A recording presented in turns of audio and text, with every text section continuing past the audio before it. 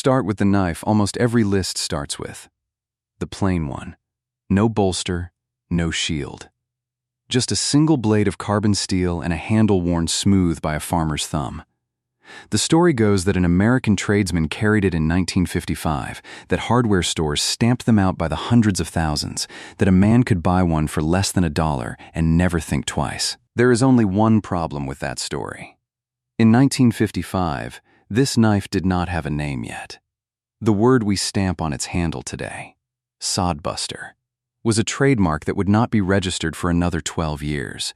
So before we count a single blade, understand this. Almost everything the internet has told you about these knives is a little bit wrong, and the truth underneath is far stranger than the legend on top. Here's the part no countdown mentions. Half of these blades were never civilian tools at all. They were weapons. They came home from a war, shed their uniforms, and went to work.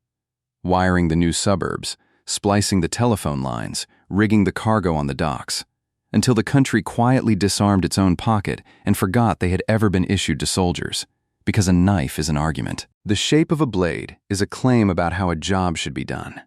A claim settled in steel and carried for 30 years without a word. And not one of the 20 knives in this video lost to a sharper blade. They all lost the same argument, to the same cheaper idea. We will get to that idea. 20 work knives, 20 arguments. We begin at number 20.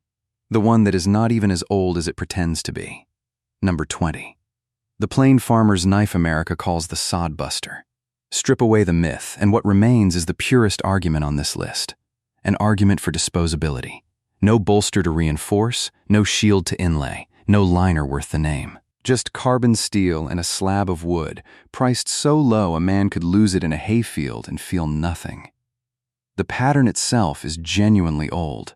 A German folding butcher's knife, the Germans never once called a clawbuster, whatever the captions say. They called it a hipponeep. But its American life is short, and its American name is a marketing invention. The knife historian Bernard Louvin, whose guide is the standard reference for exactly this kind of question, records that the pattern barely sold in the United States until 1967, when the case company borrowed a nickname once thrown at dirt-poor homesteaders and stamped it on a blade, so the Sodbuster is a paradox. The knife most lists crown as the humble heart of 1955 is, by its American identity, a child of the late 1960s, and its argument, that a good tool should be cheap enough to throw away, is the very idea that would, within a generation, kill almost every other knife in this video. Remember that. The Sodbuster is not the first casualty of this story. It is a preview of the weapon that wins. Number 19. The hawkbill. That wicked inward curve made strangers nervous, because a talon looks like a threat. It was nothing of the kind. The hawkbill is an argument about the direction of force. A straight blade cuts by pushing away from the body. The hawkbill inverts the entire logic. You hook it behind a branch, a vine, a length of insulation, and you pull it toward you. The curve traps the work so the edge cannot slip, and the deeper you pull, the harder it bites. Orchard men in the citrus groves of Florida and the apple country of Washington lived by it. Linemen loved it for stripping cable, because the point dug in and the belly did the work. You sharpened it on the inside of the curve with a round stone, a skill that took a season to learn and 90 seconds to perform. Then the utility knife arrived with replaceable hook blades, and the argument was over.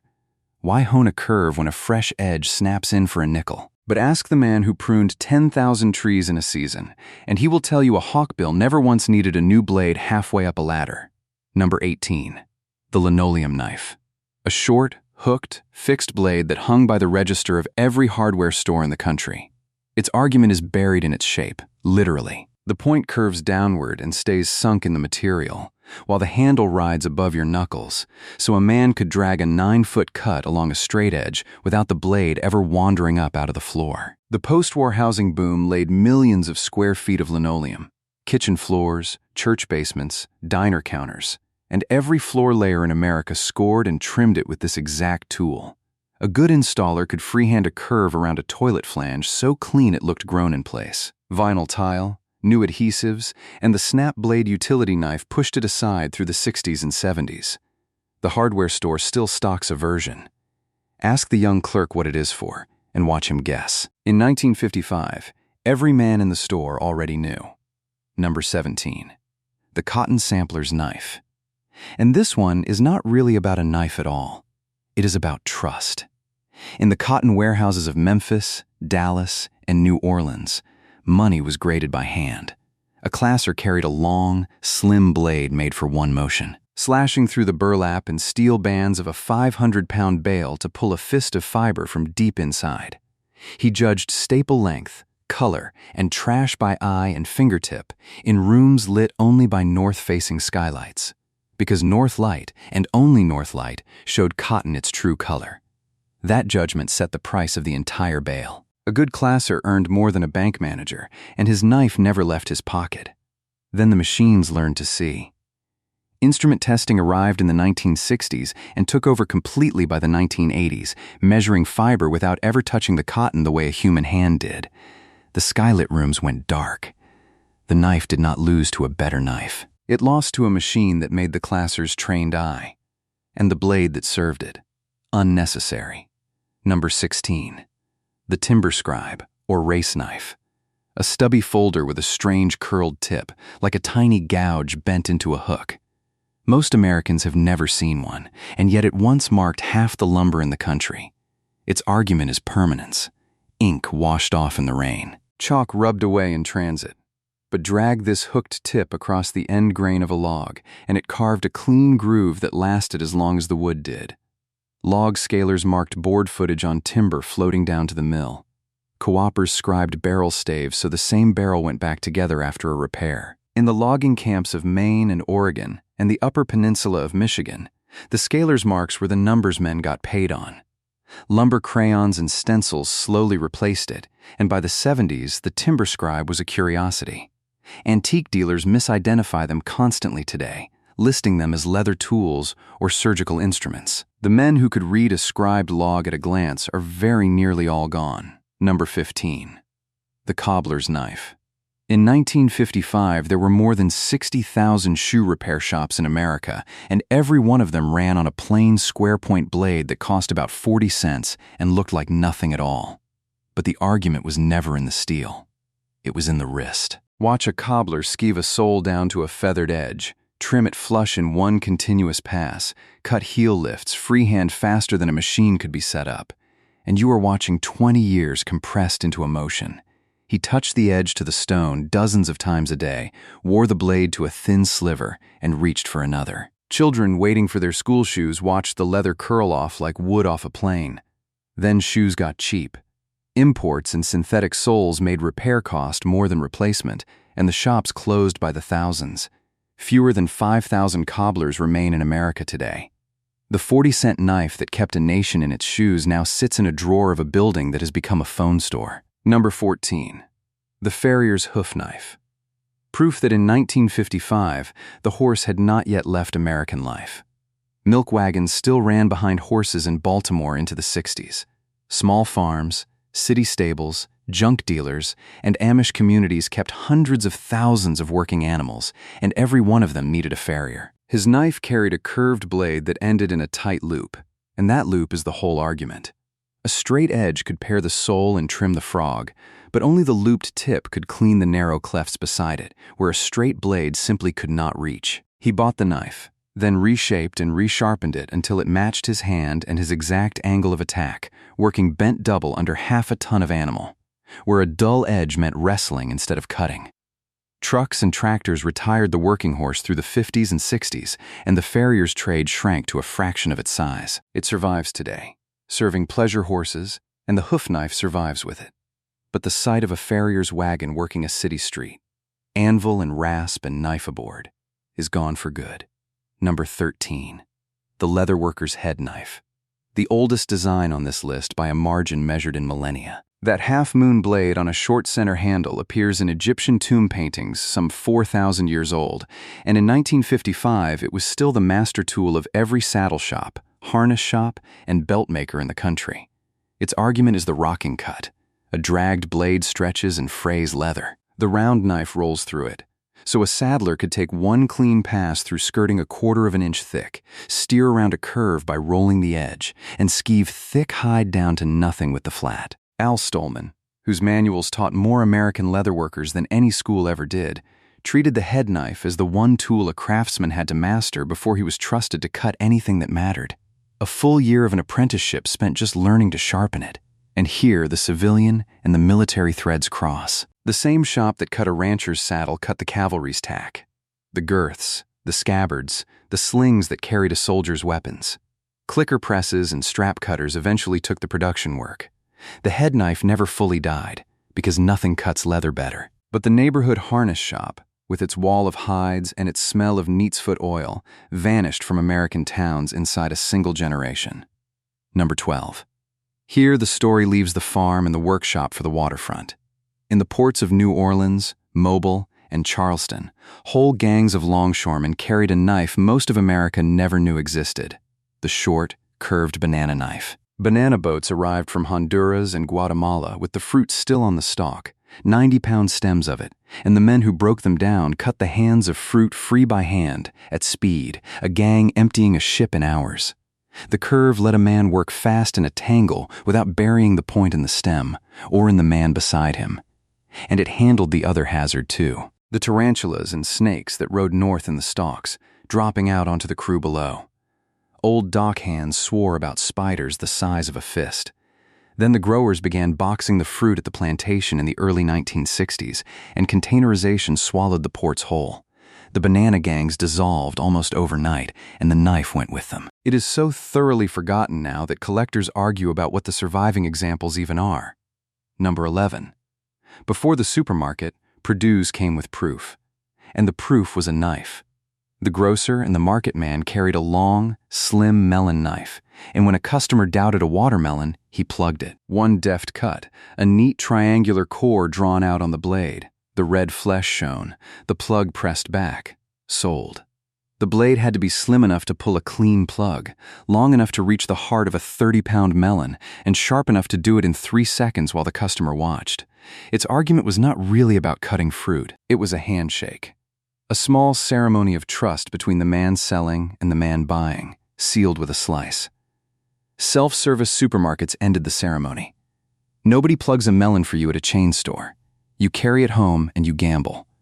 By the 70s, the practice survived only at roadside stands, and the knife slipped out of the catalogs entirely. What we lost there was never just a tool. Halfway down the list, a word about what we could not fit into it. Everything you are hearing is compressed. The dates, the makers, the specifications, the corrections to the record. So we built a companion to this video, a field dossier on all 20 blades. Every maker and pattern, a sourced timeline of when each tool rose and when it was retired, the published specifications, and a page we call Keep It Honest, where we lay out exactly where the popular story gets these knives wrong, beginning with that Sodbuster.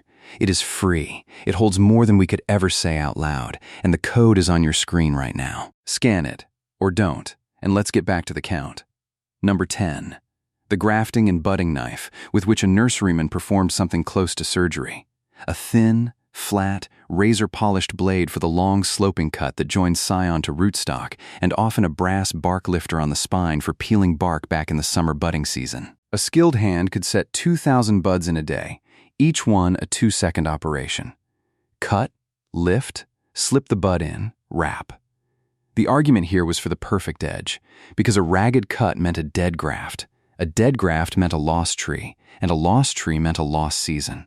Whole industries balanced on that blade. Every navel orange in California and every named apple in Washington exists because a man with a grafting knife copied it by hand, tree by tree by tree. The knife still exists, and grafting still happens. But the roadside nursery run by a man who could bud a row of peach seedlings before lunch gave way to consolidated wholesale operations, and the grafting knife left the ordinary pocket for the specialist's kit. In 1955, it was as common in farm country as a fountain pen. Number 9. The post-war decade papered America. New subdivisions went up by the 100,000. Wallpaper was the fashionable finish, and behind that fashion stood an army of paper hangers, each carrying a knife with a long, flexible blade honed like a razor.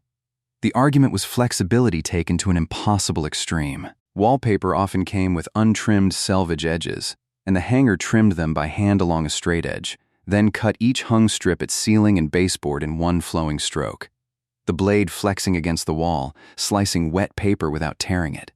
Hangers guarded their blades the way barbers guarded razors and touched up the edge after nearly every cut. Then taste changed. Paint took over in the 60s. Pre-trimmed papers erased the selvage work, and the snap blade knife ended the argument by making a fresh razor edge cost a penny. The paper hanger's union shrank, the trade folded into general painting, and the flexible knife that finished 1 million living rooms became one more unidentifiable blade in the flea market bin. Number 8. Now the aristocrats of the utility world. In 1955, the telephone network ran on cables sheathed in lead, and the Bell system splicers who joined them were considered the elite of the outside plant. Their knife, often a fixed blade from Klein, carried a stout edge made to shave and slit lead sheath without so much as nicking the paper-insulated wires beneath. A splicer worked in a canvas tent slung on the strand, or down in a manhole with a solder pot beside him, opening the sheath and joining hundreds of hair-fine pairs by hand, then wiping a molten lead sleeve over the joint with a pad.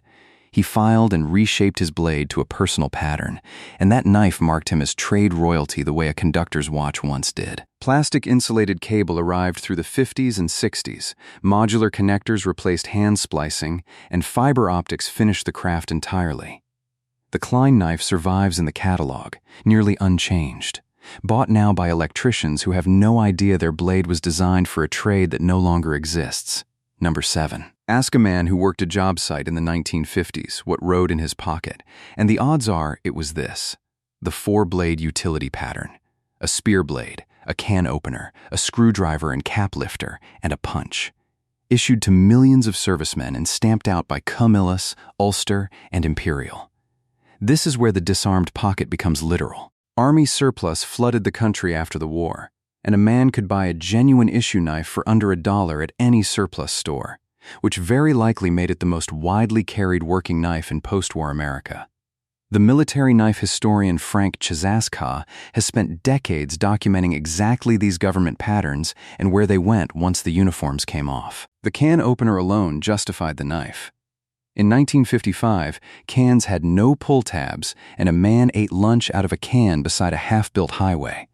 The pull tab, the cordless driver, and the multi-tool each took a bite out of it, and by the 1980s it had been demoted to a Boy Scout item. But for one generation, the entire American lunch break swung on a folding can opener that had been designed for a soldier's ration. Number 6. The most safety-minded knife on this list, and the one whose argument is written in what it lacks. The rigging knife pairs a sheepsfoot blade, a flat edge with no point at all, with a folding marlin spike. The missing point is the entire idea. On a pitching deck, a man cutting a fouled line has no business holding a stabbing point. One lurch of the ship and it goes into him or his mate. So the sheepsfoot slices rope cleanly under full body weight and can stab nothing, while the marlin spike loosens swollen knots, opens shackles, and levers apart wire and manila for splicing. During the war, the government bought rigging knives by the 100,000, and in 1955, the docks and the merchant fleet still ran on them, hung from a lanyard so the sea could not claim them. Then containerization emptied the piers of men, synthetic line replaced Manila, and the great longshore gangs of New York and San Francisco shrank to a fraction. The rigging knife retreated to sailboats and yacht chandleries, where weekend sailors now buy stainless copies of a tool their grandfathers bet their fingers on. Number 5. 2 long blades folded into one handle, a clip point for fine work, a spay blade for skinning, and a name it earned honestly. In 1955, fur was still real money in rural America, and a boy running a muskrat line before school could out-earn his father's overtime. The argument was 2 edges for 2 jobs. A prime muskrat pelt brought a couple of dollars, mink far more, and the trapper knife did the delicate work of skinning without puncturing. The spay blade's blunt tip gliding between hide and fat, while the clip point stayed razor-sharp for the finer cuts. Case, Schrade, and Cat Ragus sold trappers by the trainload across the farm belt, and men who never set a trap in their lives carried them anyway, because 2 full blades meant one could always stay clean and keen. The fur market slid through the 60s and collapsed in the 80s as tastes and prices turned, and the trap line faded as a rural rite of passage. The Trapper survives now as a beloved collector's pattern, made in bright bone for display cases. In 1955, it was made for blood, cold water, and 5 in the morning. Number 4. Here is the knife from the very top of this video. The one the Army designed. 2 blades, a Spearmaster, and a locking screwdriver with a scraper edge that could not fold shut on your knuckles while you drove a terminal screw. Its name gives the game away. TL-29 is not a model number a cutlery company dreamed up. It is military nomenclature. The historian Frank Chazaska traced it precisely. Tool, Lineman, number 29.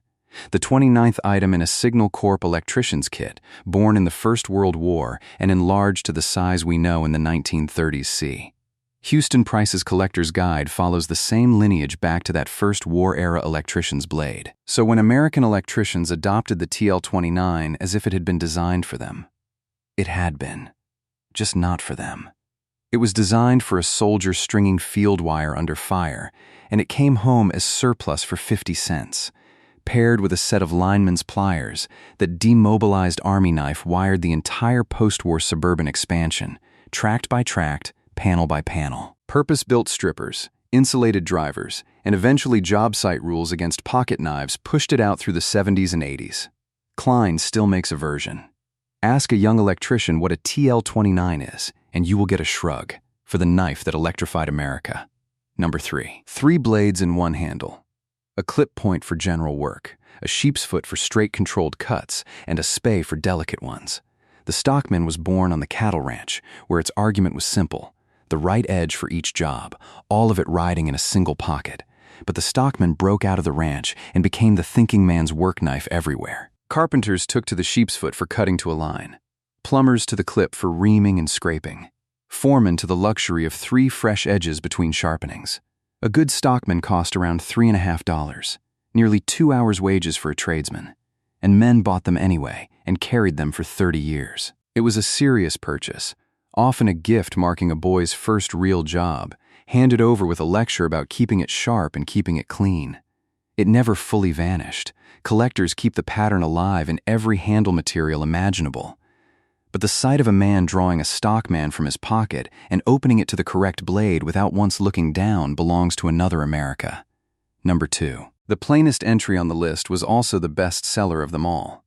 The 2-blade jack. 1 large blade and 1 small pen blade, hinged at the same end.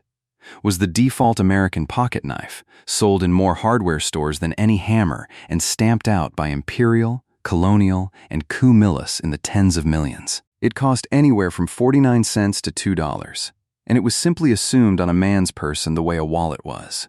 Machinists deburred with it, painters opened cans with it, farmers dug splinters and cut plugs of tobacco with it.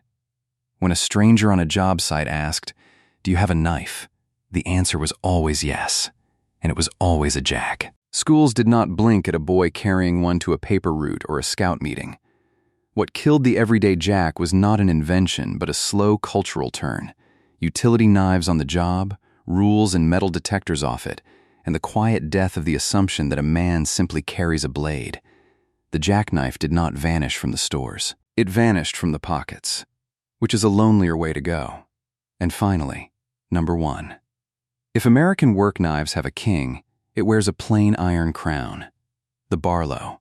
1 long bolster to survive abuse, a teardrop handle, a master blade, and a small pen blade, sold in 1955 for about $1.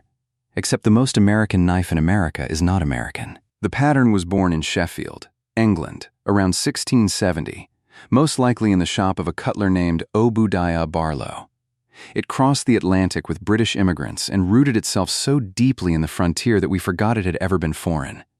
George Washington is said to have carried one, and the Barlow attributed to him was, fittingly, British-made. Mark Twain put a Barlow in Tom Sawyer and let the boy's joy over a blade worth 12.5 cents shake him to his foundations, because even then the name meant honest value.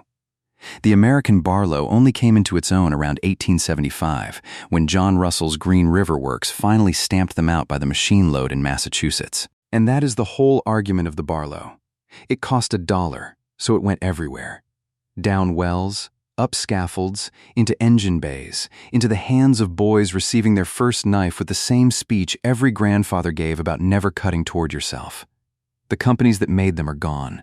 Russell, Camillus, Imperial, all of them. And still the Barlow is made today, by boutique shops charging $200 for what the milkman once carried loose with his change. So return to where we started, to the plain farmer's knife at number 20 and the cheap idea hiding inside it. Every blade in this video lost the same fight, not to a sharper edge, not to a better argument about how the work should be done, but to a single quiet claim the Sodbuster made first, that an edge should be cheap enough to throw away. The snap blade utility knife never outcut the hawkbill, or the linoleum knife, or the paper hanger's razor. It simply made the argument moot. Why win an argument about the right shape of a blade when you can throw the blade away and reach for another? And the war blades, the TL-29, the camp knife, the rigging knife, did not fall in battle.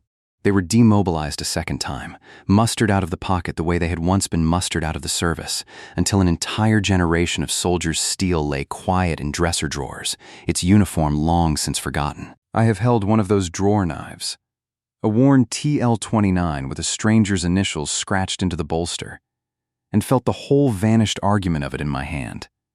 That a good tool was worth keeping, worth sharpening, worth carrying, until it wore to a sliver and became part of the man who carried it. That is the thing the disposable blade could never answer. If that idea means something to you, the worth of a thing you keep over the ease of a thing you discard, then somewhere in your family there is a blade with a story worn into its shape. Tell us in the comments what he carried and what trade wore it down. These were never only steel. They were the working identity of a generation, disarmed one pocket at a time. Your grandfather knew his knife. Now you know it too.